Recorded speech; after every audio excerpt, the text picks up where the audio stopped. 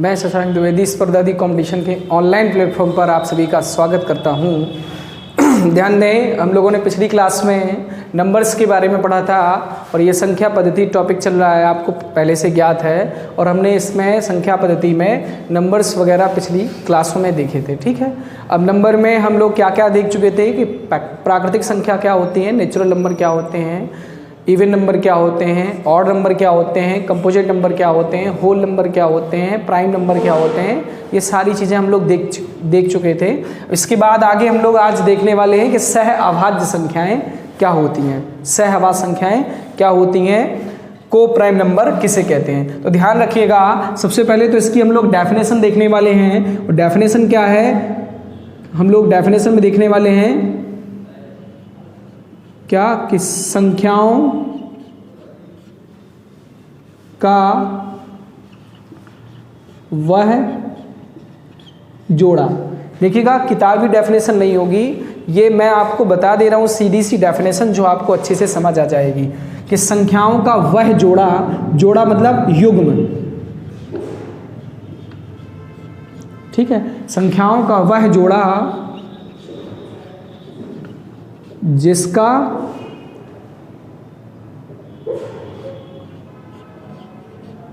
मासा, मासा मतलब HCF, जिसका मासा एक हो, जिसका मासा क्या हो भाई, एक हो, ठीक है, जिसका मासा एक हो, ठीक। तो ये इसकी सीधी सी डेफिनेशन है। सहअभाज्य संख्याओं की डेफिनेशन क्या बताई है आपको कि संख्याओं का वह जोड़ा जिसका मासा कितना हो, एक हो भाई। इसके हम लोग कुछ एग्जाम्पल देखने वाले हैं, ठीक है। एग्जाम्पल जैसे एग्जाम्पल में 2 और 5, 2 और 5 का एक ऐसा जोड़ा है जो क्या होगा भाई, सहअभाज्य संख्याएं कहलाएंगी। जैसे 3 और 7 है, 4 और 9 है। अब जैसे यहीं पर भी दे दिया जाए आपको 2 और 6, तो देखिएगा जैसे ही 2, 6 देखा आपने, ये सहअभाज्य संख्याएं हैं क्योंकि इनका मासा एक आ रहा। ये सहअभाज्य संख्याएं, इनका मासा एक है। ये सहअभाज्य संख्या, इनका मासा एक है। ये सहअभाज्य संख्या नहीं है क्योंकि इनका मासा एक नहीं है, इनका मासा क्या हो रहा है बेटा, 2 हो रहा है, ठीक है। यह हम लोग किताबी डेफिनेशन क्या मिलती है कि संख्याओं का वह युग्म जिनका उभयनिष्ठ गुणनखंड एक हो, जिनका उभयनिष्ठ गुणनखंड एक हो। उभयनिष्ठ मीन्स होता है कॉमन फैक्टर। उभयनिष्ठ गुणनखंड का मीन्स क्या होता है बेटा, कॉमन फैक्टर, जिसका कॉमन फैक्टर क्या हो, एक हो। सहअभाज्य संख्याएं या को प्राइम नंबर कहलाती हैं। इतनी बात आपको बिल्कुल समझ आ गई होगी। अब हम लोग इसके आगे चर्चा करने वाले हैं। तो नंबर में ही आगे हम लोग क्या पढ़ने वाले हैं, आगे हम लोग परिमेय और अपरिमेय। मैंने देखिएगा पिछली क्लास में ही ये आपको सूचना कर दी थी कि आज मतलब नेक्स्ट क्लास में हम लोग क्या पढ़ेंगे, परिमेय और अपरिमेय संख्या, रेशनल और इर्रेशनल नंबर। अब रेशनल और इर्रेशनल नंबर में हम लोग आज ऐसा पढ़ेंगे कि मैं पूरा प्रयास करूंगा कि आपको कुछ ना कुछ नया जरूर मिले। और मैं ऐसी आशा करता हूं कि आपको बिल्कुल इस क्लास से कुछ ना कुछ जरूर प्राप्त होगा, ठीक है। तो इसको मैं हटा दे रहा हूं और आगे मैं परिमेय और अपरिमेय संख्या पे चर्चा करूंगा, ठीक है। इसको हटा दे रहे हैं नंबर में ही। अब हम लोगों को 2 और बातें आज सीखनी है, परिमेय और अपरिमेय। तो सबसे पहले इधर देख लेते हैं हम लोग परिमेय के लिए, परिमेय संख्या क्या देख लेते हैं, परिमेय संख्या, इसे कहते हैं रेशनल नंबर, ठीक है। और इधर हम लोग देख लेंगे अपरिमेय संख्या। सर इधर देखेंगे आप लोग सभी लोग कि इधर विजिबल है या नहीं है, या दिख रहा है या नहीं दिख रहा है, इर्रेशनल नंबर, ठीक है। तो परिमेय और अपरिमेय संख्याएं, सबसे पहले हम लोग इनकी दोनों की डेफिनेशन देखेंगे और फिर हम लोग यहाँ अंतर स्पष्ट कराएंगे कि क्या परिमेय और अपरिमेय में अंतर होता है, ठीक है। तो ये चीज़ हम लोग देखेंगे। अब सबसे पहले देखो हम लोग इसकी डेफिनेशन देखेंगे। सबसे पहले इसकी हम लोग क्या देखेंगे, डेफिनेशन क्या होती है, तो ध्यान दीजिएगा, सबसे पहले हम लोग इसकी क्या परिभाषा देखेंगे, परिभाषा।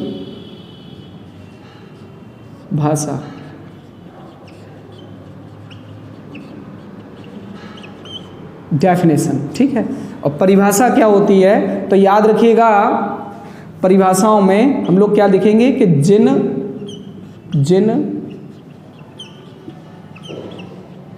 संख्याओं को P/Q के रूप में लिखा जा सके या दर्शाया जा सके, लिखा जा सके, ठीक। तो इसकी कोई बड़ी डेफिनेशन नहीं थी, क्या था कि जिन संख्याओं को P/Q के रूप में लिखा जा सके वो क्या कहलाएंगी बेटा, परिमेय, ठीक है। क्या कहलाएंगी, परिमेय कहलाएंगी। अब हम लोग इधर देख लेते हैं, अगर इसकी बात करेंगे हम लोग, अगर इसकी बात करेंगे तो हम लोग यहाँ लिख सकते हैं, क्या लिख सकते हैं बेटा, हम लोग यहाँ लिख सकते हैं कि जिन संख्याओं को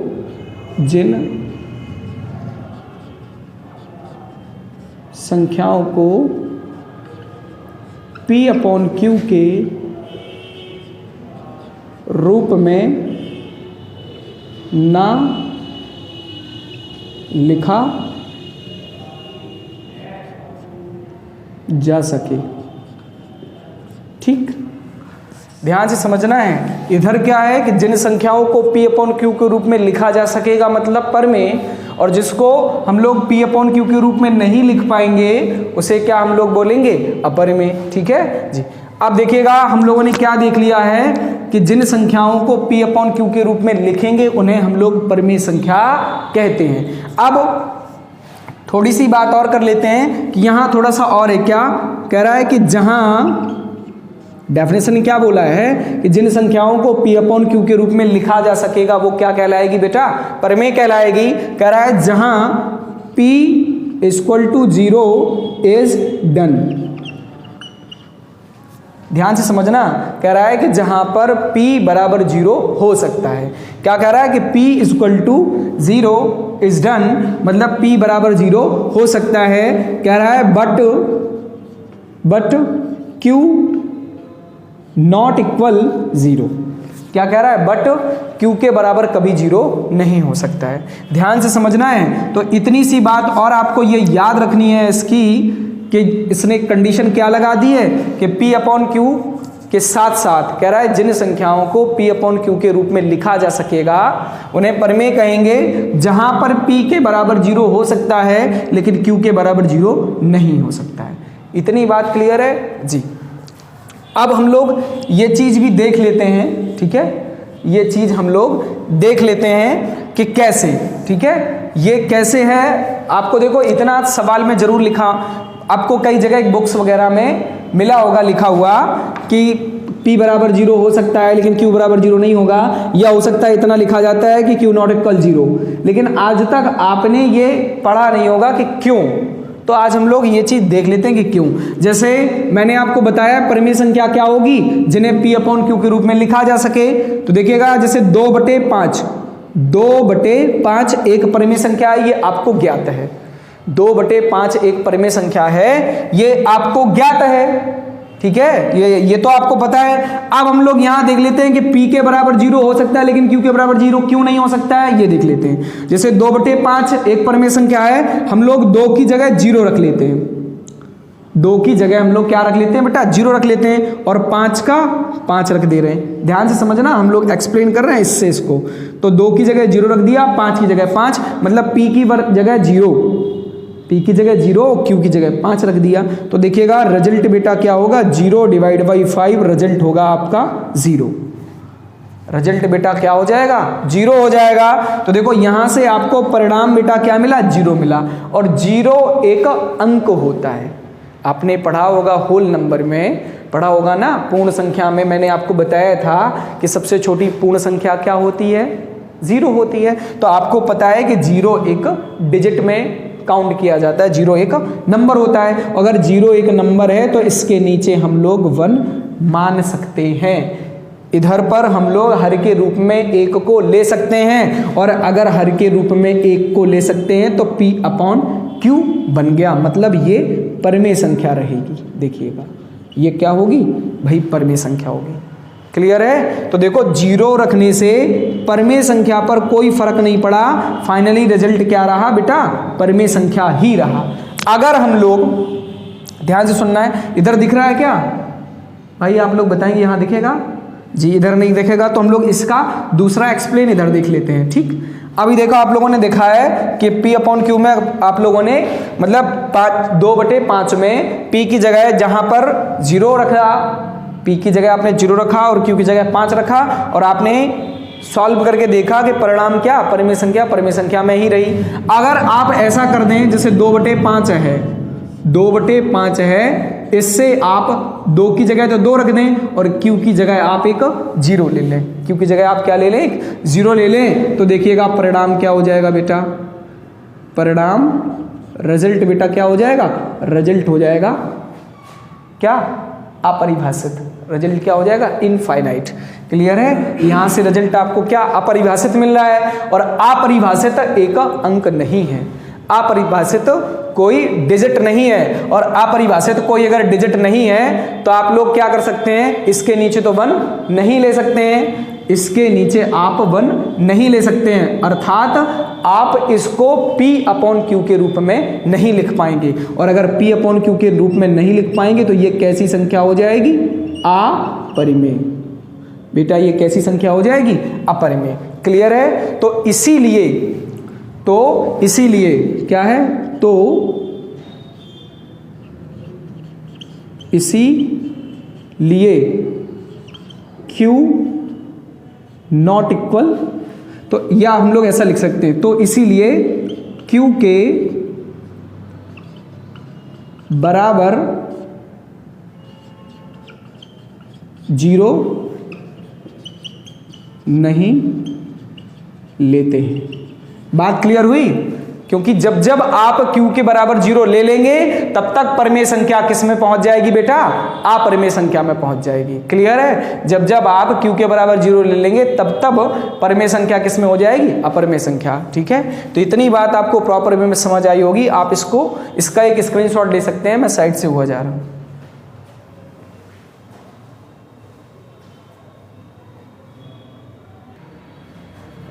आप लोगों ने स्क्रीनशॉट ले लिया होगा, मैं इसको इरेज कर देता हूं।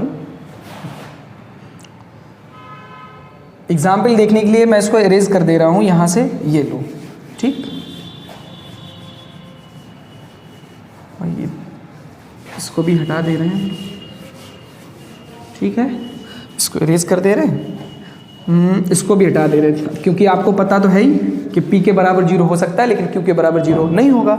इधर हम लोग इसके बाद अब इसके एग्जाम्पल देख लेते हैं। सबसे पहले हम लोग फर्स्ट एग्जाम्पल देखेंगे इसका। एग्जाम्पल फर्स्ट जैसे 1/3 है, 2/5 है, 7/9 है, 11/17 है, 3/4 है और ETC। ये तो आप लोगों को पता ही है कि P/Q के रूप में लिखा जा सकेगा। मतलब अब दूसरा एग्जाम्पल इसका मैं आपसे कह दूं, 0 1 2 3 4 5 6 7 ... एक एग्जाम्पल इसका ये है। बात समझ रहे हैं? एक एग्जाम्पल इसका ये है। कोई भी डिजिट, संख्या पद्धति का कोई भी नंबर, याद रखेंगे आप इस बात को, संख्या पद्धति का कोई भी नंबर अपने आप में एक क्या है, परमेय संख्या है। क्योंकि किसी भी नंबर के नीचे आप हर के रूप में 1 ले सकते हैं, अर्थात वो परमेय संख्या के रूप में रहेगा। ठीक, दूसरी बात, थर्ड इसका एग्जाम्पल क्या है बेटा, जैसे लिखा है √16, लिखा है √4, लिखा है 64, 81 और ETC। ठीक है, ये सारी भी परमेय संख्याएं होंगी। अब यहाँ आपको भले ही लग रहा हो कि सर ये परमेय संख्या कैसे हो जाएंगी, तो आप देखिएगा इसका जैसे ही आप वर्गमूल करेंगे तो ये क्या हो जाएगा, ये इसका जैसे ही वर्गमूल करेंगे तो ये 4 हो जाएगा। 4 के नीचे आप 1 लिख सकते हैं, अर्थात P/Q मीन्स परमेय संख्या। इतनी बात आपको समझ आ गई होगी। और या फिर आप सीधी सी एक बात याद रख लो कि जिन संख्याओं का आप साधारणतया वर्गमूल कर पाएं, जिन संख्या का आप साधारणतया वर्गमूल कर पाएं, वो सारी की सारी संख्याएं परिमेय संख्या होंगी, और जिनका साधारणतया वर्गमूल ना हो वो सभी की सभी अपरिमेय संख्या में जाएंगी। ठीक, इसके बाद हम लोग फोर्थ एग्जाम्पल इसका देख लेते हैं। और फोर्थ एग्जाम्पल में क्या रहेगा, जैसे है 0.46, 4.97, 8.21 और ETC। ठीक, ये आपके क्या है फोर्थ एग्जाम्पल। क्योंकि देखिएगा जैसे ही आप इनका दशमलव हटाएंगे तो कुछ ना कुछ, जैसे दशमलव का आपको प्रोसीजर पता है कि आप अगर एक अंक से दशमलव हटाएंगे तो हर के रूप में एक बार 10 लेंगे या 0 लेंगे, एक ही बात है। तो आप जितने भी डिजिट से आप हटाएंगे उतने ही आपको हर के रूप में 0 लेना है, और आपने हर के रूप में कुछ भी लिया अर्थात परिमेय संख्या होगी। क्लियर है, क्या होगी, अर्थात परिमेय संख्या।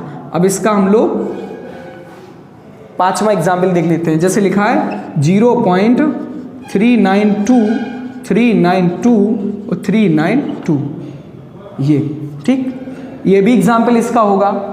अब आपको लग रहा होगा कि इसका ये एग्जाम्पल कैसे हो जाएगा, तो देखिएगा अगर कोई संख्या लगातार बार बार रिपीट हो रही है तो उसको हम लोग लाइन ब्रैकेट का प्रयोग, उस पर हम लोग रेखा कोष्ठक लगा के उसको रोक सकते हैं। तो हम लोग इस संख्या को देखो क्या लिख सकते हैं, इसी को हम लोग क्या लिख सकते हैं, 0.392 पर बार। अगर 0.392 पर बार है, और बार का एक सिस्टम होता है, बार को सॉल्व करने का तरीका होता है, जैसे आप दशमलव को सॉल्व करते हैं, तो दशमलव को आप सॉल्व कैसे करते हैं, जितने अंकों से आप दशमलव हटाते हैं उतने ही बार हर को 10 के रूप, मतलब 10 को हर के रूप में लेते हैं, या फिर 0 को हर के रूप में लिया जाता है। ऐसा ही बार लाइन ब्रैकेट का काम है, जितने अंकों से आप बार हटाएंगे उतने ही बार 9 को हर के रूप में लेते हैं। जैसे इसको हम लोग क्या लिख सकते हैं, 392, तीनों डिजिट से आप बार हटाएंगे तो 3 बार 9 हो जाएगा, 392/999 मतलब P/Q अर्थात परिमेय संख्या। अब इसके बाद इसका छठा एग्जाम्पल क्या है, जैसे हम लोग इसमें लिख सकते हैं 0.456, ये भी इसका एक एग्जाम्पल है, क्योंकि ये भी ऐसा ही है भाई। इसको हम लोग जैसे अब इसमें 4 के बाद क्या है 5 6 5 6 5 6, क्लियर है। तो यहाँ 5 6 रिपीट हो रहा है, तो इसको हम लोग लिख सकते हैं 0.456 पर केवल बार। अब 5 6 पर बार आ जाएगा, जैसे ही बार हटाएंगे तो जितने अंकों से हटाएंगे उतने बार नीचे 9 आएगा, और नीचे 9 आएगा है ना, और नीचे कुछ भी आ जाए, मतलब एक भी आ जाएगा तो भी परिमेय संख्या होगी। तो ये भी एक परिमेय संख्या है। ठीक है, तो इतने सारे इसके एग्जाम्पल हैं। अब एक कंफ्यूजन आपका और खत्म कराना है, जैसे आपने देखा है कि परिमेय संख्या की डेफिनेशन क्या है, जिन्हें P/Q के रूप में लिखा जा सके। अब आपके दिमाग में चल रहा होगा कि सर भिन्न में भी तो ऐसा ही होता है, भिन्न को भी तो दो, एक तो अंश और दूसरा हर के रूप में व्यक्त करते हैं, P/Q के रूप में भिन्न को भी तो व्यक्त करते हैं। तो भाई इसके लिए आप एक नोट डाल लो, आप इसके लिए एक नोट डाल के लिखेंगे इन दोनों में डिफरेंस क्या है, इन दोनों में अंतर क्या है। तो आप सीधा लिख सकते हैं कि सभी परिमेय संख्या भिन्न होती हैं, परंतु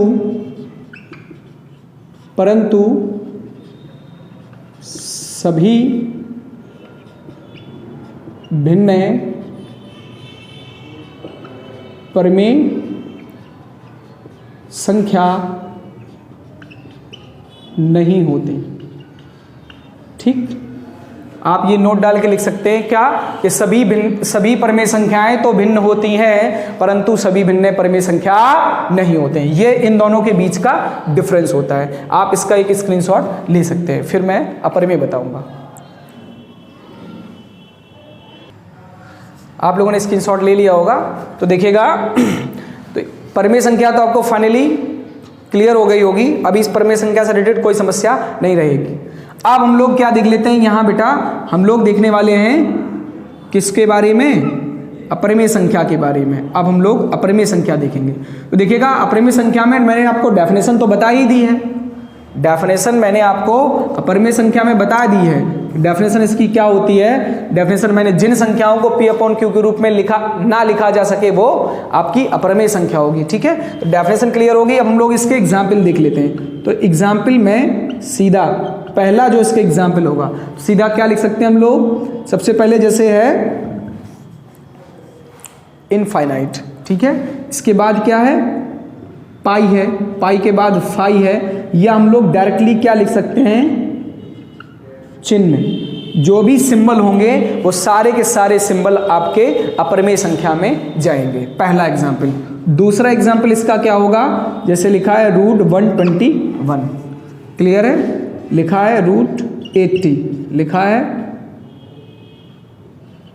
√90 और ETC। मैंने अभी आपको बताया था जब परिमेय में एग्जाम्पल बताए थे कि जिन संख्याओं का साधारणतया वर्गमूल आप कर पाएंगे वो परिमेय में जाएंगी, और जिनका साधारणतया वर्गमूल नहीं होगा वो अपरिमेय में जाएंगी। इसके बाद थर्ड एग्जाम्पल इसका, थर्ड एग्जाम्पल में जैसे 0.321 496 ... या 8.98764 ... इनफाइनाइट। क्लियर है? तो यहाँ देखिएगा थर्ड एग्जाम्पल में देखो बात करेंगे हम लोग कि देखिएगा जब भी दशमलव की बात आ जाए, पहले ध्यान से सुनना है, यहाँ से कंफ्यूजन की मैंने इसीलिए साफ नहीं किया है। जब भी दशमलव से रिलेटेड बात आए तो दशमलव वाली सारी की सारी संख्याएं परिमेय के साथ जाएंगी, लेकिन अगर आप दशमलव में कोई ऐसी संख्या है जो बार बार रिपीट नहीं होती है वो आपकी अपरिमेय में जाएगी। क्योंकि देखिएगा इस प्रकार की दशमलव होंगी तो आप साधारणतया इसका दशमलव हटा पाएंगे। इस वाले का मैंने दशमलव हटाना आपको बता दिया। अब यहाँ इसको ना तो काउंट करके दशमलव हटा सकते हैं आप 1 2 3 4 करके, और ना ही कोई संख्या रिपीट हो रही है जिससे आप लाइन ब्रैकेट का प्रयोग कर दें। तो ना तो आप काउंट करके और ना ही लाइन ब्रैकेट के माध्यम से इसका हम लोग दशमलव हटा पाएंगे। जब इसका हम लोग दशमलव नहीं हटा पाएंगे तो आप सीधी सी बात समझ जाइए कि इसको हम लोग P अपॉन Q के रूप में नहीं लिख पाएंगे, और जब इसको हम लोग P अपॉन Q के रूप में नहीं लिख पाएंगे अतः ये क्या हो जाएगी? आपकी एक अपरिमेय संख्या हो जाएगी। ठीक है, तो इतनी बातें ये परिमेय और अपरिमेय से रिलेटेड होती हैं। देखिएगा मैंने आपको भिन्न और परिमेय संख्या के बीच का अंतर बता दिया है कि सभी परिमेय संख्याएं तो भिन्न होती हैं परंतु सभी भिन्न परिमेय संख्या नहीं होती हैं। अब इस चीज का आप लोग स्पष्टीकरण कर सकते हैं। मैंने टॉपिक पढ़ा दिया है फ्रैक्शन, आप फ्रैक्शन की वीडियो में जाके देख सकते हैं। मैंने स्पष्ट करके बताया है कि वो कौन सी भिन्न ऐसी होती हैं जो परिमेय संख्या नहीं होगी, ये चीज मैंने वहां पर बताई है। ठीक है, तो आपकी फाइनली ये चीज क्लियर हो जाएगी। अब आप इसका एक स्क्रीनशॉट ले सकते हैं और साथ ही साथ मैं आगे क्या बताने वाला हूं वो बताऊंगा अभी। ठीक है, इसका आप एक स्क्रीनशॉट ले लो।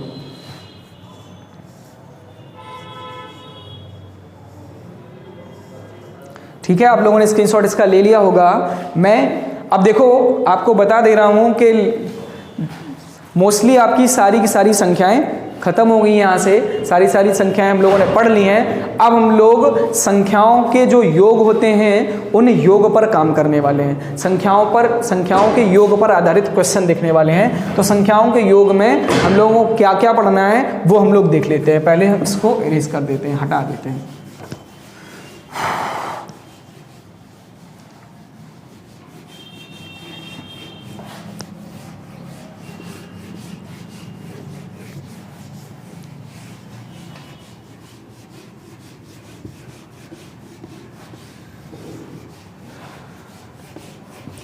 देखिएगा संख्याओं के योग में हम लोगों को आगे काम करना है, तो देखते हैं क्या क्या हम लोगों को उसमें देखना है। ठीक है, संख्याओं के योग में इरेज हो गया है, हम लोग देख लेते हैं।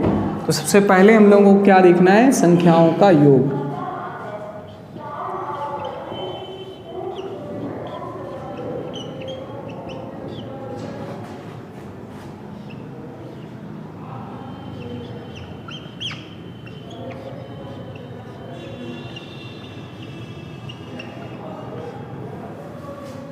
ठीक, संख्याओं का योग।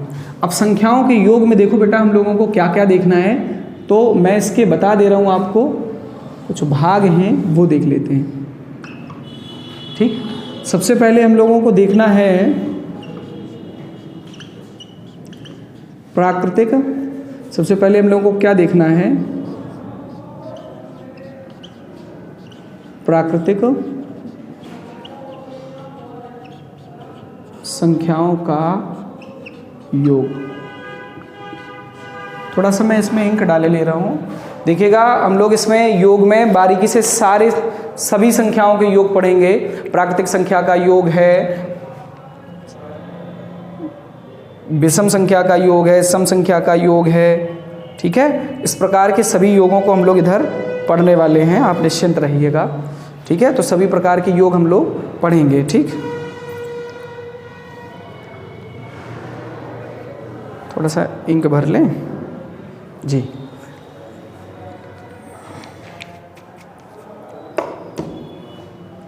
देखिएगा योग में देखो प्राकृतिक संख्या का योग पढ़ेंगे हम लोग, और देखिएगा इसके कुछ भाग होते हैं। पहला भाग में हम लोग प्राकृतिक संख्या का योग पढ़ेंगे, दूसरे में हम लोग क्या पढ़ेंगे? पहले ही भाग के दूसरे सेक्शन में हम लोग सम संख्याओं का योग, और इसके बाद विषम संख्याओं का योग, और इसका चौथा भाग क्या है? चौथा भाग में हम लोग देखने वाले हैं पहाड़ों का योग, और इसके बाद हम लोग देखने वाले हैं गुणजों का योग। ये इतने प्रकार के हम लोग पहले भाग में देखेंगे। इसके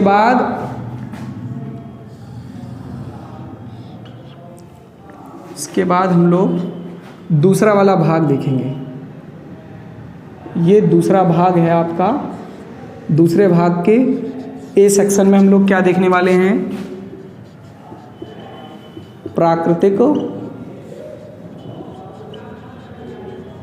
संख्याओं के वर्गों का योग।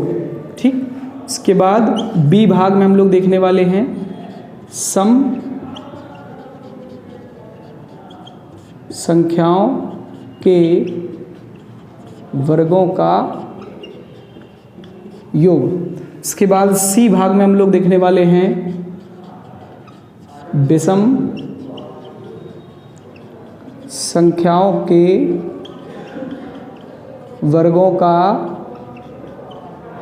योग।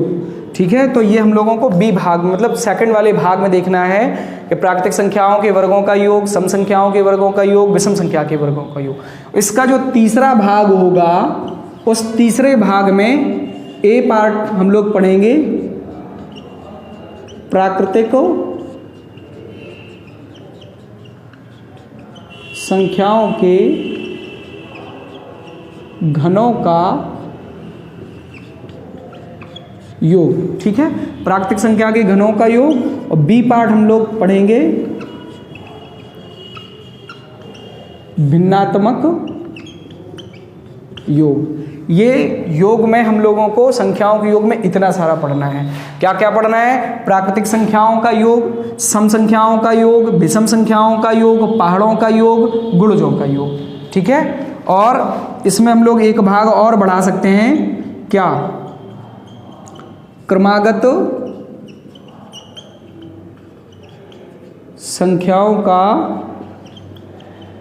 योग। ठीक है, क्रमागत संख्याओं का योग। और सेकंड भाग में हम लोग क्या पढ़ेंगे? प्राकृतिक संख्याओं के वर्गों का योग, सम संख्याओं के वर्गों का योग, विषम संख्या के वर्गों का योग। इसके बाद थर्ड पार्ट में हम लोग पढ़ेंगे प्राकृतिक संख्याओं के घनों का योग और भिन्नात्मक योग। भिन्नात्मक योग मतलब कि जो आपकी भिन्न होंगी उनको आप कैसे काउंट कर पाएंगे, वो चीज़ें हम लोग, इतनी सारी चीज़ें हम लोगों को संख्याओं के योग में पढ़नी है, जो हम लोग नेक्स्ट क्लास में पढ़ेंगे। ठीक है, और आपको अगर वीडियो अच्छा लगता है तो वीडियो को आप लाइक करिए, चैनल को सब्सक्राइब करिए और वीडियो को ज़्यादा से ज़्यादा शेयर करिए, जिससे हम लोग आपको और भी बेहतर नॉलेज प्रोवाइड करा पाएँ और हम लोगों को ये अच्छा लगेगा कि आप इसको लाइक करेंगे, तो तभी तो हम लोगों का भी थोड़ा सा इंटरेस्ट बढ़ेगा इसमें। ठीक है, तो आप लोग जो भी कर सकते हैं वो कर सकते हैं, कमेंट करिएगा, और जो समस्या हो, जो भी आपको प्रॉब्लम क्रिएट हो रही हो, तो उसका आप कमेंट करके पूछ सकते हैं, हम लोग अगली ही क्लास में उसका जवाब दे देंगे। ठीक है, और जो हमारी कोचिंग में या संस्था में ऑफलाइन क्लास पढ़ रहे हैं, तो वो ऑफलाइन क्लासों के माध्यम से प्रॉब्लम को सॉल्व करा सकते हैं। ठीक है, धन्यवाद।